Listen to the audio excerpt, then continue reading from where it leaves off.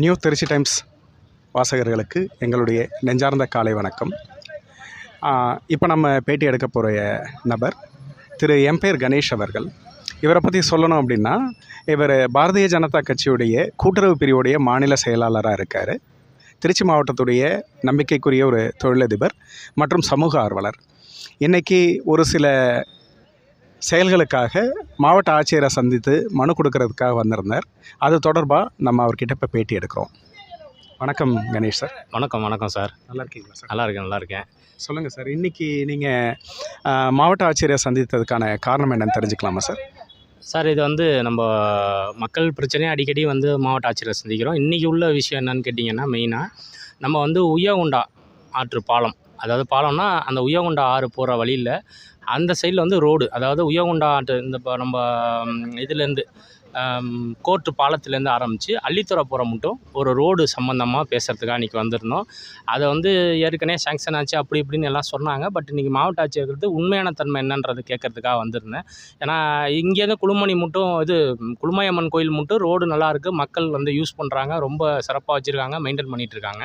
ஆனால் அதை தாண்டி உள்ள ரோடை நம்ம போட்டோம்னா இந்த சைடில் இருக்கிற டிராஃபிக் வந்து ரொம்ப குறையும், மக்களுக்கு ரொம்ப யூஸ்ஃபுல்லாக இருக்கும். ஏன்னா காலையில் வந்து பார்த்திங்கன்னா சின்ன குழந்தைங்கள்லேருந்து பெரியவர்கள் மட்டும் ஆம்புலன்ஸ் எல்லாமே காலையில் பார்த்திங்கன்னா அவ்வளோ டிராஃபிக் ஆகுது. அதனால் மக்கள் ரொம்ப பெருத்த துன்பத்துக்கு உள்ளாராங்க. அந்த காரணத்துக்காக இந்த ரோடை நம்ம பயன்படுத்தி கொண்டால் கண்டிப்பாக சொல்கிறேன், டிராஃபிக் கிட்டத்தட்ட ஒரு 90% கம்மியாயிடும். டூ வீலர் ஃபுல்லாக இந்த சைடு வர்றது போகிறது எல்லாமே இந்த சைடில் வந்துடும். குழந்தைகளுக்கும் வந்து போகிறதுக்கு, பள்ளிகளுக்கு போயிட்டு வர்றதுக்கெலாம் ரொம்ப வந்து யூஸ்ஃபுல்லாக இருக்குங்கிறதுக்காக இந்த மனுவை வந்து 2வது டைமாக கொடுக்குறேன். முதல் டைம் வந்து நாங்கள் 7/9 ஏற்கனவே கொடுத்துருந்தோம் போன வருஷம். திருப்பி அது சம்மந்தமாக பேசணும். கிட்டத்தட்ட ஒரு முடிவுக்கு வந்துருச்சு சார். நாங்கள் வந்து இதுக்காக தமிழ்நாடு அரசுக்கு கோரிக்கை வச்சுட்டோம். அவங்க வந்து ஓகே பண்ணிடுறேன்னு சொல்லியிருக்காங்கன்னாங்க.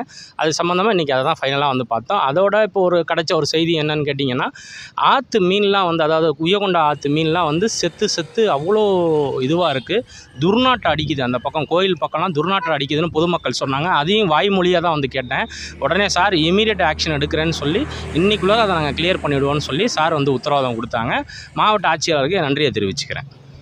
வேறு ஏதாவது நலத்திட்டங்கள் சம்மந்தமாக மாவட்ட ஆட்சியரை சந்தித்தீங்களா? இன்றைக்கி வேறு இது கோரிக்கைலாம் நிறைய வச்சுருக்கோம். ஆனால் இன்றைக்கி வந்து பார்த்திங்கன்னா, கால் முடியாதவங்க, உடல்நிலை முடியாதவங்களுக்கு வந்து இந்த வீல் சேர் கொடுத்துருக்காங்க. அந்த ஊனமுற்றவர்களுக்கு வீல் சேர் கொடுத்துருக்காங்க. அந்த நிகழ்ச்சியிலையும் நாங்கள் வந்து சாரை பார்த்து வாழ்த்துக்கள் தெரிவிச்சுட்டு தான் வெளில வந்தோம். நாங்கள் நல்லது சார், நன்றி சார். இது இல்லாமல் அரசியல் சார்ந்து ஒரு சில கேள்விகள் உங்கள்கிட்ட கேட்கணுன்னு ஆசைப்பட்றேன். கேட்கலாமா சார்? சார், இப்போ சமீபத்தில் பார்த்தீங்கன்னாக்கா விகடன் இணையதளத்தை மத்திய அரசு முடக்கி இருக்குது. இது உண்மையிலே மத்திய அரசு முடக்கி இருக்கிறதா, இல்லை அவங்களுக்கு டெக்னிக்கல் ஃபால்ட்டா, இல்லை என்ன காரணத்துக்காக முடக்கி இருக்கிறாங்கங்கிறது எக்ஸாக்டாக தெரியல. ஆனால் தகவல் என்ன அப்படின்னாக்கா, பாரத பிரதமர் நரேந்திர மோடி அமெரிக்கா போயிருந்தப்போ அமெரிக்க அதிபரை சந்தித்ததை சம்மந்தப்படுத்தி ஒரு கார்ட்டூன் வெளியிட்டிருந்தாங்க. அதில் வந்து பிரதமர் நரேந்திர மோடியுடைய கால்கள்லையும் கைகள்லையும் சங்கிலியால் பூட்டப்பட்டிருக்கிற மாதிரி ஒரு கார்ட்டூன் போட்டிருந்தாங்க. இது தொடர்பாக விகடன் இணையதளத்தை முடக்கி இருக்கிறதா செய்தி பரவி, அதுக்கு பல்வேறு அரசியல் கட்சி தலைவர்கள் தங்களுடைய கண்டனத்தை பதிவு செய்து வருகிறார்கள். இது தொடர்பாக உங்களுடைய விளக்கம் கிடைக்குமா? கண்டிப்பாக சார். இது மாண்புமிகு பாரத பிரதமர் மோடி அவர்கள் வந்து உலக நாடுகளே வந்து கொண்டாடிக்கிட்டு இருக்கிறாங்க இன்றைக்கி. அது இங்கே இருக்கிற மக்களுக்கு புரிய மாட்டேங்குது. புரிகிற மாதிரி இவங்க யாரும் சொல்லவும் மாட்டேங்கிறாங்க. அப்படிப்பட்ட ஒரு மாண்புமிகு மோடிஜி அவர்களை, பாரத பிரதமரை, இந்த மாதிரி கேவலமான ஒரு வரைபடத்தை போட்டுட்டு இதை வந்து முடக்கிறாங்கன்னு சொல்லி நம்ம தமிழ்நாடு மித்த கட்சியெல்லாம் சேர்ந்து கண்டனம் தெரிவிக்கிறதே வந்து அசிங்கமாக இருக்குது. அவர் யார் நமக்கு? அவர் தான் நமக்கு பிரதமர், முதன்மை குடிமகனும் அவர் தான். நமக்கு எல்லாமே பாரத பிரதமர் தானே எல்லாருக்கும். ஸ்டாலின் ஐயாவாக இருக்கட்டும், யாருக்காக இருந்தாலும். இப்போ ஸ்டாலின் ஐயா வந்து நமக்கு இங்கே வந்து முதலமைச்சர் தானே, எல்லாருக்கும் முதலமைச்சர் தான். எல்லா கட்சிக்கும் அவர் தானே முதலமைச்சர்.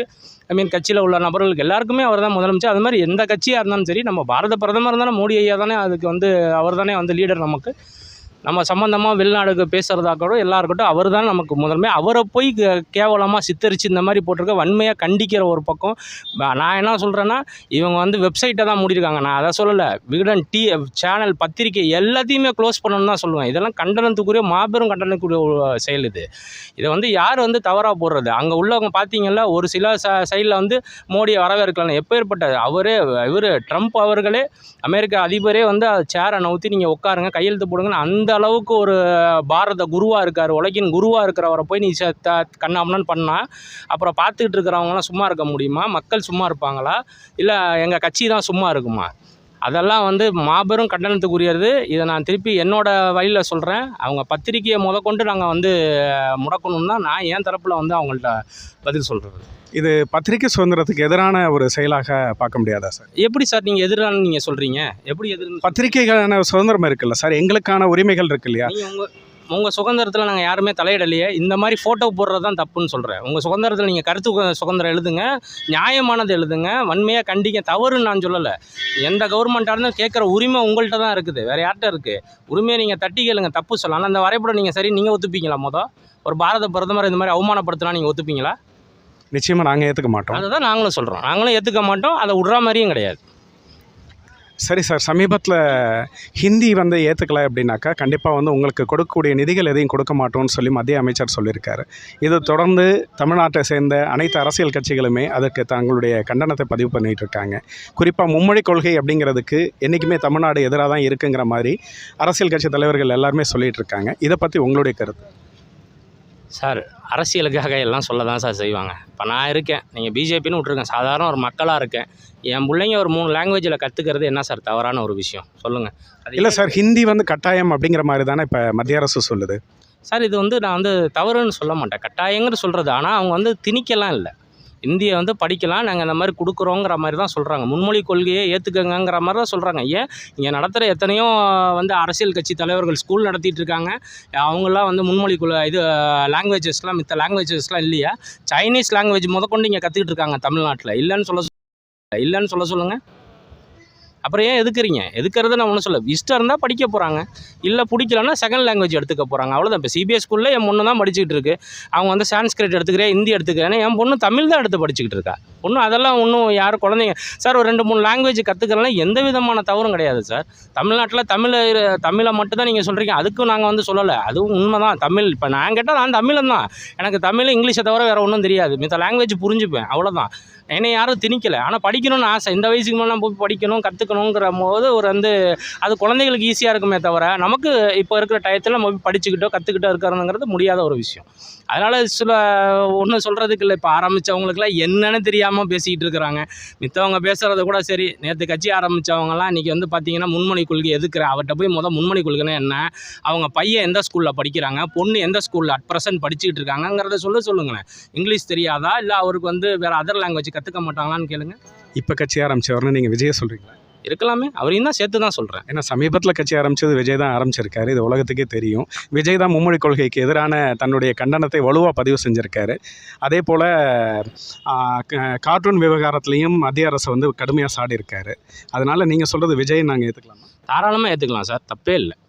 அவர் சொன்னதும் அவரும் தானே, அவரையும் சேர்த்து தான் இதில் நான் சொல்லிகிட்ருக்கேன். அவர் பையன் தான் இப்போ ஃபாரினில் இருந்துகிட்ருக்காரு, இப்போ படம் எடுத்துகிட்ருக்காரு, வாழ்த்துக்கள். நான் வந்து அதை நம்ம சொல்லலை. பொண்ணுங்க படிச்சுக்க, அவங்க குழந்தைங்கள்லாம் படிக்கும்போது ஏழை வீட்டு பிள்ளைங்க ஒரு 3 லாங்குவேஜ் கற்றுக்கக்கூடாதா?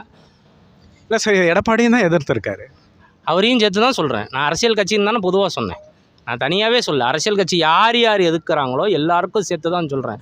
அவன் பிள்ளைங்க நல்லா இருக்கும்னு நம்ம நினைக்கும் போது ஏன் அடுத்தவங்க வீட்டு பிள்ளைங்க நல்லா படித்தா என்ன, ஏழை மக்கள் படித்தா என்ன, நல்ல நிலைமைக்கு வந்தால் என்னங்க? அதை தானே பாரத பிரதமர் நினைக்கிறாரு, நாங்களாம் நினச்சிக்கிட்டு இருக்கோம். சந்தோஷம் தான். நம்ம நிதிங்கிறது என்ன கொடுக்குறோம், நம்ம மேலேருந்து எல்லாத்துக்கும் கொடுக்குறது தானே. யாருக்காவது பாகுபாடுபட்ட சொல்லிகிட்டு இருக்காங்க. பாகுபாடெல்லாம் எங்கள் பார்த்து எங்களுடைய அரசாங்கம், மேலே இருக்கிற அரசாங்கம் எந்த பாகுபாடும் யாருக்கும் பார்க்க மாட்டாங்க. கிளியராக எல்லாருக்கும் தேவையானதை இன்னும் மட்டும் செய்வாங்க, இனிமேலும் செய்வாங்க, மனப்பூர்வமாக செய்வாங்க. நன்றி சார், இவ்வளவு நேரம் எங்களுக்கு டைம் எடுத்துக்கிட்டு பேட்டி கொடுத்ததுக்காக நியூ திருச்சி டைம்ஸ் சார்பாக எங்களுடைய மனமார்ந்த நன்றிகளை தெரிவித்துக் கொள்கிறோம். நன்றி சார்.